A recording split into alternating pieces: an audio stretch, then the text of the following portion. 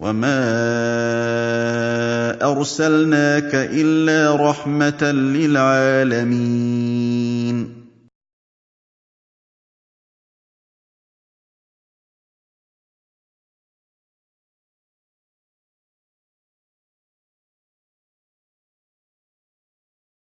الحمد للہ رب العالمین والصلاة والسلام علی سید الرسل وخاتم النبیین وعلی آلہ وصحبہ اجمعین وبعد اعوذ باللہ من الشیطان الرجیم بسم اللہ الرحمن الرحیم وما ارسلناک الا رحمۃ للعالمین صدق اللہ العظیم۔ سامعین و ناظرین، ہم اپنے اس سلسلے کا جس کا عنوان ہے حضرت رحمت للعالمین صلی اللہ علیہ وسلم کی رحمتوں کی وسعتیں، اس میں ہم اپنے اس مقال میں پہنچے تھے جس میں ہم نے یہ ذکر کیا تھا کہ حضرت صلی اللہ علیہ وسلم کا خلق ہو یا خلق ہو، خلق سے مراد آپ کی ظاہری شکل و صورت، جمال و کمال خلقت، اور خلق سے مراد آپ صلی اللہ علیہ وسلم کے وہ اخلاق عظیمہ جن کے بارے میں قرآن نے یہ کہا وَإِنَّكَ لَعَلَىٰ خُلُقٍ عَظِيمٍ۔ تو یقین کریں کہ آپ کے خلق کا بیان بھی یقیناً محبین صادقین کے قلوب کو سکون بخشتا ہے، ان کے دلوں کے اندر نور ثبت ہو جاتا ہے، ان کی آنکھوں کا اس میں سرور ہے، اور ہر مومن صادق کا ہر حال میں یہی شعور ہے۔ خالص اور محبت صادق سے بھرے عاشقان رحمت عالمین صلی اللہ علیہ وسلم کون تھے؟ حضرات صحابہ کرام۔ انہوں نے آپ کے خلق کو، یعنی ظاہری خلقت،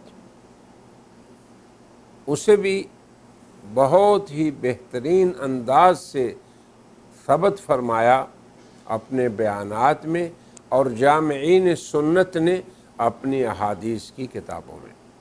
آپ کے عمومی حسن و جمال، آپ کے قد و قامت، آپ کے مختلف اعضائے مبارکہ کی ساخت، آپ کی رنگت، آپ کی چال ڈھال، آپ کی گفتار، آپ کے انداز تخاطب، آپ کی مجالس میں عادات مبارکہ، الغرض بہت سے امور کو حسن ترتیب سے امت کے سامنے پیش فرمایا ہے کہ وہ حبیب رب العالمین صلی اللہ علیہ وسلم بھی ہیں، اور اہل اسلام کے محبوب اعظم بھی اس کی مخلوق میں۔ تو حضرت رحمت عالمین صلی اللہ علیہ وسلم سے عقیدت و محبت میں یقیناً آپ کے خلق کا بیان بھی اضافے کا سبب ہے۔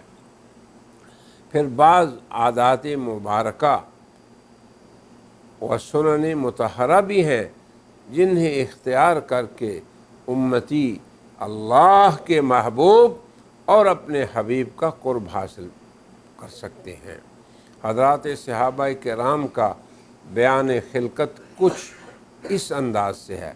حضرت جابر بن سمرہ رضی اللہ تعالی عنہ بیان کرتے ہیں، میں نے نبی کریم صلی اللہ علیہ وسلم کو چاند رات میں دیکھا، یعنی جس رات کو چاند پورے جوبن میں تھا اور مکمل تھا، بدر جسے کہتے ہیں۔ میں ایک نگاہ حضرت رحمت عالمین صلی اللہ علیہ وسلم پر اور ایک نگاہ چمکدار 14ویں کے چاند پر ڈالتا ہوں، جبکہ آپ سرخ جوڑا تن زیب فرمائے ہوئے تھے۔ میری نگاہ نے آپ کو چاند سے زیادہ حسین پایا۔ تو یہ عمومی نظر کا بیان ہے۔ اسی طرح حضرت کعب رضی اللہ عنہ فرماتے ہیں کہ آپ جب خوش ہوتے تو چہرہ مبارک ایسا چمکتا گویا چاند کا ٹکڑا ہے۔ آپ صلی اللہ علیہ وسلم کے حسن و جمال اور آپ کی خلقت کے عمومی بیان اور خصوصاً چہرہ مبارک کی چمک، اس کے گولائی کے بیان میں حضرت براء ابن عازب رضی اللہ عنہ فرماتے ہیں، ما رأیت شیئا قط احسن منہ، کہ میں نے آپ سے زیادہ خوبصورت کوئی چیز نہیں دیکھی۔ حضرت براء رضی اللہ عنہ سے ہی امام بخاری نے اپنی صحیح میں یہ روایت نقل فرمائی ہے۔ ان میں سے کسی نے سوال کیا ان سے کہ کیا رسول اللہ کا چہرہ مبارک تلوار کی طرح چمکدار تھا؟ یہ سوال ان پہ ہوا حضرت براء پہ، تو انہوں نے جواب دیا نہیں، بلکہ آپ کا چہرہ مبارک چاند کی طرح روشن تھا۔ یعنی آپ کا چہرہ مبارک صفائی اور لمبائی میں تلوار کی طرح نہیں تھا، بلکہ گولائی اور چمک میں مانند چاند تھا۔ امام مسلم نے، یہ تو بخاری کی روایت ہے، اب امام مسلم نے بھی یہی نقل کیا ہے۔ جب ان سے مذکورہ سوال کیا گیا تو آپ نے جواب میں فرمایا کیا؟ لا بل مثل الشمس والقمر مستدیرا۔ جب آپ کے چہرے کے بارے میں سوال ہوا کہ کیا تلوار کی طرح تھا، فرمایا نہیں، مثل الشمس والقمر مستدیرا، آپ کا چہرہ مبارک سورج اور چاند کی مانند روشن اور گول تھا۔ یعقوب بن سفیان نے اپنی تاریخ میں آپ کے مبارک چہرہ اور اس کی تشبیہ کے بارے میں یہ نقل کیا ہے کہ ایک صحابیہ نے آپ کے ساتھ حج فرمایا تو کسی نے اس سے سوال کیا، آپ حضرت رحمت عالمین صلی اللہ علیہ وسلم کے حسن و جمال کو کس چیز سے تشبیہ دیں گے؟ تو انہوں نے کہا کل قمری لیلۃ البدر ولم ار قبلہ ولا بعدہ مثلہ، کہ آپ کا چہرہ مبارک 14ویں کے چاند کی مانند تھا، اور آپ جیسا حسین و جمیل آپ سے قبل یا بعد میں نے نہیں دیکھا۔ حضرت ابو ہریرہ رضی اللہ تعالی عنہ فرماتے ہیں کہ ما رأیت احسن من رسول اللہ صلی اللہ علیہ وسلم کأن الشمس فی جبہتہ، میں نے جناب رسول اللہ صلی اللہ علیہ وسلم سے بڑھ کر حسین کسی کو نہیں دیکھا، ایسے لگتا تھا کہ جیسے سورج آپ کی پیشانی مبارک میں چمک رہا ہو۔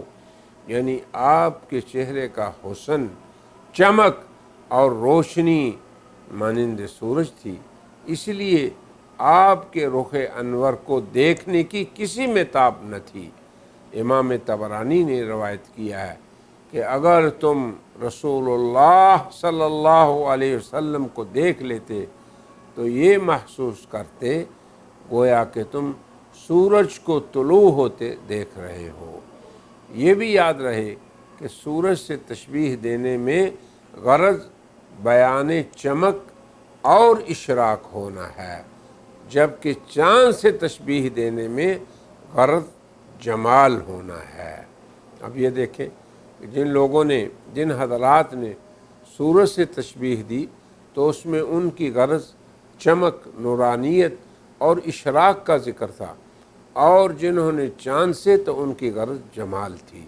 چنانچہ آپ کا حسن و جمال تمام محاسن کی خلقت کا جامع تھا۔ اسی لیے حضرات صحابہ کرام جب آپ کے جمال خلقت میں کبھی یہ لفظ بولتے تھے کہ قطو، کہ آپ جیسا حسین و جمیل کبھی نہیں دیکھا، یہ قطو کا لفظ اکثر وہ استعمال کرتے تھے کہ کبھی نہیں ہم نے ان جیسا دیکھا، تو اس سے ان کی مراد حسن میں آپ سے مشابہت کی نفی میں تاکید ہوتی ہے۔ لہذا یہ لفظ بول کر قطو، کبھی کوئی نہیں، شمس و قمر یا ستارے اور کہکشاں وغیرہ کی بھی نفی کر دی گئی کہ یہ چیزیں بھی ان جیسی نہیں۔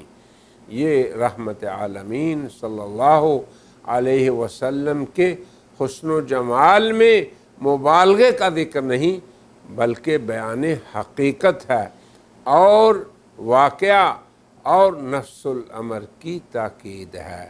انشاءاللہ اس پہ مزید گفتگو آئندہ حلقات میں ہم کریں گے، اور ابھی کہتے ہیں وآخر دعوانا ان الحمد للہ رب العالمین۔